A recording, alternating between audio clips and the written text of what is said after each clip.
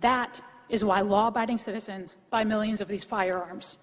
When accuracy and stopping power matter, they are simply better. Chairman Nadler, Ranking Member Collins, and distinguished members of Congress. My name is Amy Swearer, and I am the Senior Legal Policy Analyst at the Heritage Foundation's Ed Meese Center for Legal and Judicial Studies. Just as doctors can only recommend an effective treatment plan if they first form a correct diagnosis based on accurate assessment of the symptoms, policy analysts and policymakers must have an accurate understanding of the societal problems they are seeking to combat. Unfortunately, too many policymakers appear completely uninformed about basic factual realities related to guns and gun violence. Don't misunderstand me. We all want safer communities. But the characteristics distinguishing so-called assault weapons from non-assault weapons are not factors like caliber, lethality, or rate of fire. Proposals to ban scary-looking features like barrel shrouds or pistol grips are, for all intents and purposes, proposals to force law-abiding citizens to own guns that are harder for them to handle, harder to fire accurately, and more likely to cause them injuries, even when they are being used for lawful purposes. Moreover, semi-automatic rifles are not a meaningful driving factor behind rates of gun violence. 2/3 of gun deaths in this country are suicides, where the type of firearm is essentially irrelevant. With respect to gun crimes, over 90% are committed with handguns. Rifles of any kind are definitively used in only 3 to 4% of gun homicides every year, and an American citizen is 4 times as likely to be stabbed to death than they are to be shot to death with a rifle of any kind. Despite frequent claims that semi-automatic rifles are the weapon of choice for mass public shooters, in the last decade, over half of these shootings have been carried out with handguns alone. On the other hand, semi-automatic rifles like the AR-15 are so well suited for defensive action against threats in a civilian context that the Department of Homeland Security quite literally designates them as personal defense weapons for law enforcement officers. It is little wonder, then, that millions of law-abiding citizens in this country also choose these types of semi-automatic rifles as their own personal defense weapons. Far from needing to be protected from these rifles, law-abiding Americans benefit when they are allowed to defend themselves with them, particularly in situations where they are outnumbered.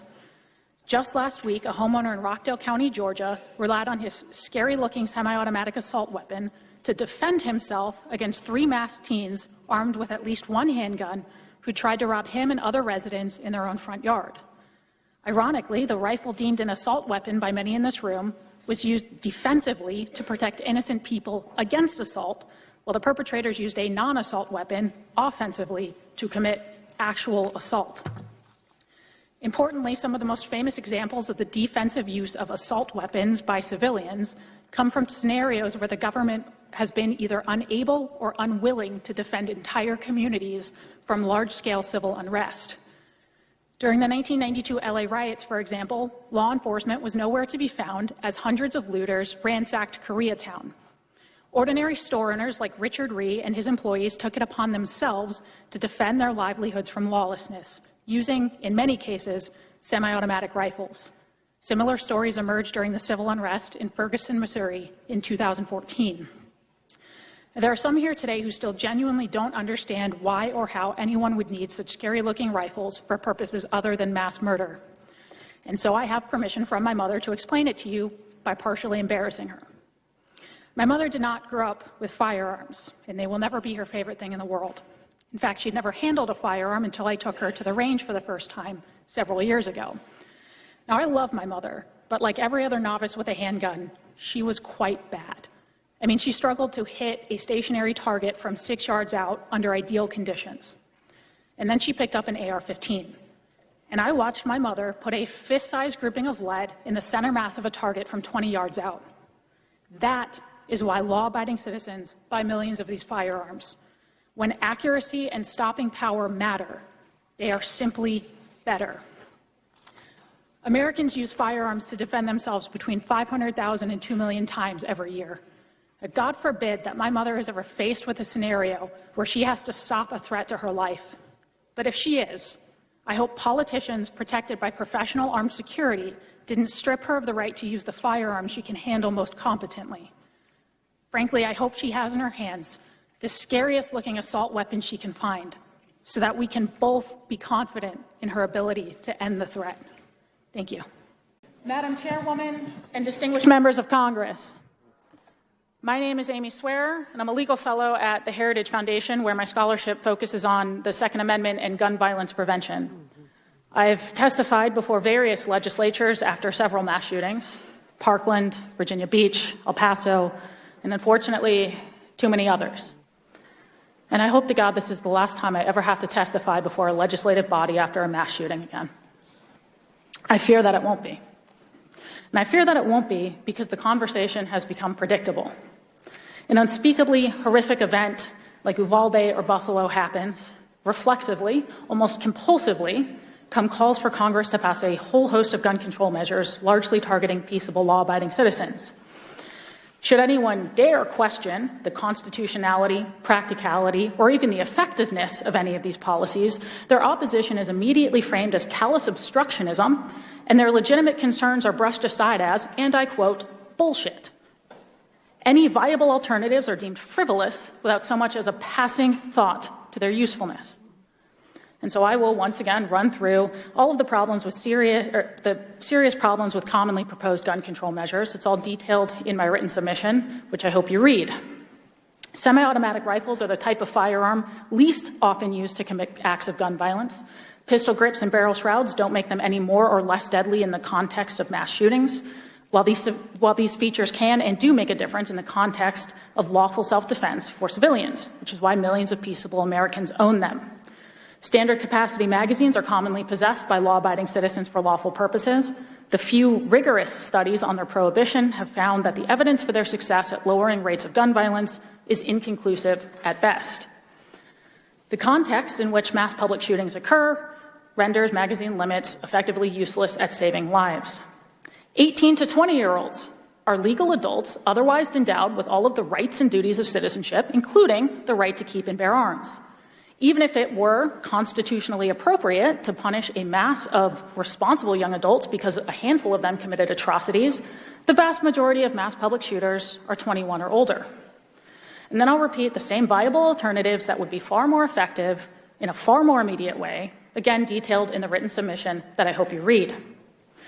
Take violent crime seriously under existing federal laws and encourage your state and local counterparts to do the same. Authorize schools to shift the over $100 billion in unused COVID relief funds to physical security improvements, the hiring of armed trained staff, and the hiring of licensed mental health professionals. Promote responsible gun ownership without simultaneously imposing financial burdens on gun owners or hindering their ability to immediately respond to violent threats. Invest in the nation's mental health infrastructure to combat the 2/3 of gun deaths that are suicides. And the list goes on. Now, Congressman, I am fully aware that when you are burying your child, nuanced policy discussions are irrelevant. It doesn't matter, it shouldn't matter to a fourth grader hiding under her desk, covering herself in her dead classmate's blood, whether the real problem here is a barrel shroud or the several dozen missed opportunities to intervene along the way. But it should matter to you, because you are the ones making public policy decisions. Many of you are the ones implying that a lot of victims would be alive today but for a mass shooter's pistol grip and a background check that he already passed. Many of you are the same ones mocking anybody for, quote, talking about doors, when a single locked door in Uvalde would likely have saved 21 lives, and when all of us just walked in here today into this building with its limited public access points, its one-way locking security doors, and its plethora of armed officers. What happened in Uvalde and in Buffalo is horrific. It is horrifying. No one should ever have to experience that type of unfathomable trauma. And I cannot even begin to imagine what those families are going through right now. Everybody with a soul has it shattered over acts like this. And we have seen it shattered every single time, from Columbine to Parkland to Uvalde. We did not somehow, this didn't get easier for us. We did not grow numb somewhere along the way to the reality of this. It's not as though our family members don't also teach fourth graders, or we don't also send our kids to school. It's not as though we don't also shop in grocery stores or go to country music festivals or work in hospitals. As though we don't also feel the tremendous, horrible weight of these tragedies somewhere deep inside of our souls, because we do.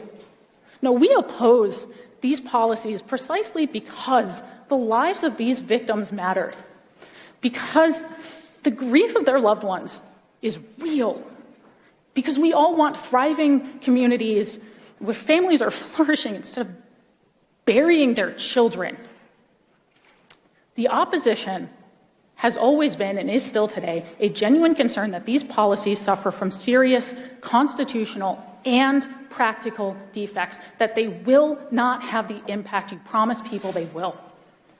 And we have always proposed alternatives that would be more effective and less constitutionally suspect. What we have rarely been met with are open ears. And I hope for the nation's sake that today is different, because I would really love to never testify after a mass shooting again. Thank you.